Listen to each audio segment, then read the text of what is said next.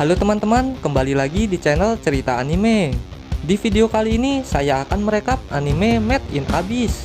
Anime ini menceritakan seorang anak perempuan bernama Riko yang sedang mencari ibunya di lubang abyss. Lubang yang sangat dalam dan berbahaya. Lalu bagaimanakah penjelajahan Riko di lubang abyss? Tanpa banyak basa-basi lagi, langsung saja kita mulai ceritanya. Pada zaman dahulu, sebuah lubang misterius muncul di laut selatan Beuluska. Lubang itu bernama Abyss, sebuah lubang misterius yang belum diketahui kedalamannya. Lubang itu juga berisi benda-benda berharga dan makhluk purba yang berbahaya. Para penjelajah yang ingin mendapatkan kekayaan berusaha memasuki lubang itu untuk mendapatkan artefak dan barang-barang berharga. Hingga bertahun-tahun berlalu, para penjelajah yang berdatangan membangun rumahnya di sekitaran lubang abyss. Karena banyaknya penjelajah yang membangun rumah tanpa disadari membuat sekitaran lubang abyss menjadi sebuah kota. Kota itu bernama Kota Ord. Lalu Shin berpindah ke masa sekarang. Di sana terlihat dua bocah yang sedang mencari artefak di lubang abyss. Kedua bocah itu bernama Riko dan Nat. Mereka berdua adalah anak yatim piatu yang tinggal di panti asuhan. Setiap harinya anak-anak panti asuhan ditugaskan untuk mencari artefak di lubang abyss. Yang nantinya artefak itu akan dijual untuk kebutuhan biaya panti asuhan. Kembali lagi ke tempat Riko dan Nat.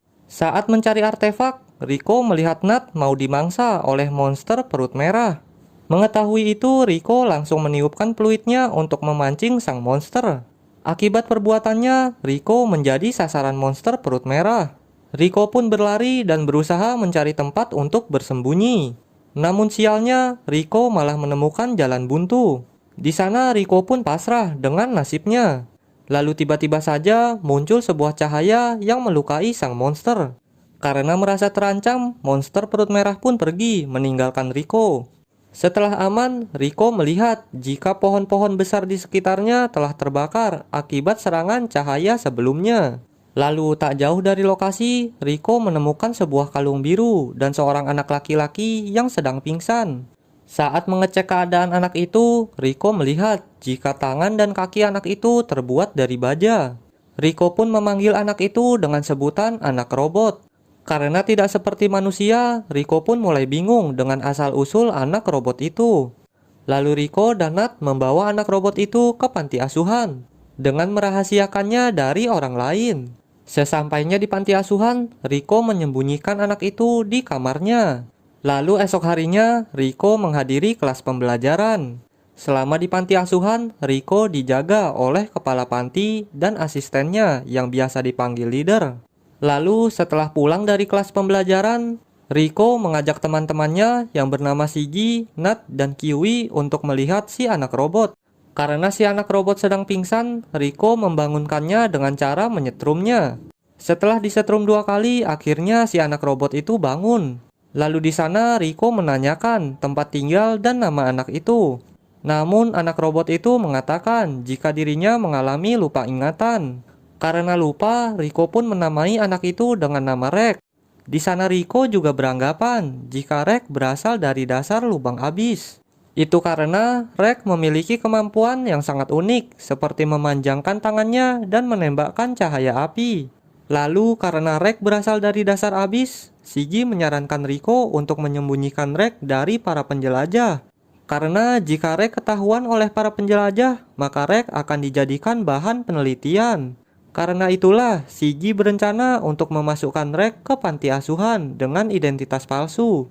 Lalu keesokan harinya, Rek mendatangi leader. Tujuannya untuk mendaftarkan dirinya menjadi anak panti asuhan. Di sana Rek juga memalsukan riwayat hidupnya agar leader mempercayainya. Awalnya leader curiga dengan tangan robot yang dimiliki Rek. Namun pada akhirnya, leader percaya dan menerima Rek untuk menjadi anak panti asuhan. Setelah menjadi anak panti asuhan, Rek menjalani aktivitasnya bersama Riko dan teman-temannya. Hingga suatu hari, Riko mendapatkan kabar jika seorang penjelajah yang bernama Ozen telah menemukan dokumen dan peluit milik ibunya di kedalaman lapisan keempat. Sedikit penjelasan, jadi Riko memiliki ibu yang bernama Laiza, seorang penjelajah terkenal yang bergelar peluit putih. Setiap penjelajah memiliki tingkatannya masing-masing. Mulai dari fluid merah, fluid biru, fluid bulan, fluid hitam, dan fluid putih. Namun, hanya beberapa orang saja yang bergelar fluid putih. Karena itulah, Liza sangat terkenal dan dijuluki sang pemusnah. Kembali lagi ke tempat Rico. Di sana Rico sangat terkejut setelah mendengar berita itu. Karena Rico selama ini menganggap jika ibunya sudah lama hilang di dasar abis. Lalu setelah itu, Rico bersama Rek mendatangi markas besar untuk membaca dokumen milik ibunya. Isi dokumen itu menjelaskan jika di kedalaman abis terdapat banyak binatang purba yang mengerikan. Namun ada satu dokumen yang membuat Rico terkejut, karena isi dokumen itu bergambar mirip seperti wujud dari Rek. Tidak hanya itu, Rico juga menemukan dokumen yang berisi sebuah pesan. Pesan itu bertuliskan, "Di dasar dunia bawah, aku menunggumu." Karena tulisan itu membuatnya penasaran, Rico pun mencuri dokumen itu dan memperlihatkannya kepada teman-temannya. Di sana Rico menganggap jika tulisan itu adalah pesan dari ibunya yang masih hidup dan sedang menunggunya di dasar abis. Karena itulah Rico berencana pergi ke dasar abis untuk menemui ibunya.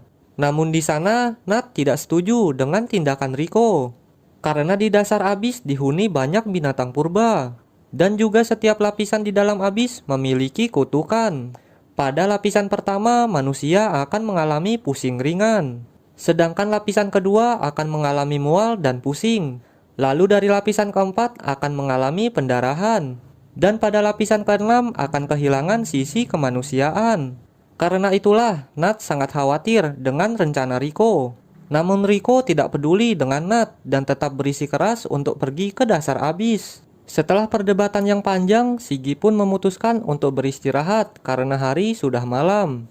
Lalu esok harinya, Rico, Rek, dan teman-temannya berkumpul kembali untuk membahas kepergian Rico. Di sana Shiggy dan Nat berusaha membujuk Rico agar Rico mengurungkan niatnya untuk pergi ke dasar abis. Namun Rico tidak memperdulikan perkataan temannya dan tetap bertekad untuk pergi ke dasar abis. Di sana Rek juga berencana untuk ikut bersama Rico ke dasar abis. Karena Rek ingin mencari tahu tentang dirinya yang sebenarnya. Karena tekad Rico begitu kuat, pada akhirnya Shiggy dan Nat mendukung kepergian Rico dan Rek. Lalu esok paginya, Shiggy bersama Nat membantu Rico dan Rek untuk kabur dari panti asuhan dan mengantarkan Rico dan Rek sampai ke perbatasan kota. Sesampainya di perbatasan kota, Rico dan Rek mengucapkan salam perpisahan dengan Shiggy dan Nat.